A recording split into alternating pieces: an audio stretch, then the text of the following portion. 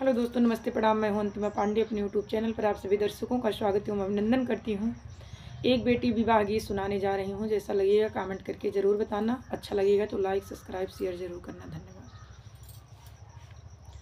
छोटा ही पेड़वा कदम कई पतिया झपसी लागी, पतिया झपसी लागी जी।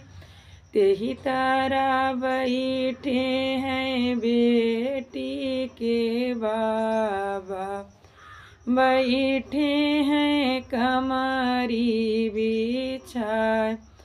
छोटा ही पेड़वा कदमों कई पतिया, पतिया जे लागी झपस।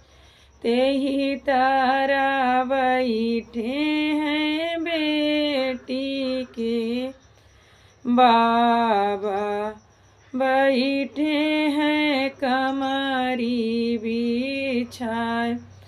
की पति राखाई माता भवानी, की पति राखें भगवान जी। की पति राखाई दुल्हे के पापा, जे करे दुआरे भयो ठाड़। एतनी बचनी सुने दुल्हे कमन, रामा सुना सासु बिनती हमार। हमारा बबैया दहेजवा के भूखा, तोहरी पति राखें भगवान।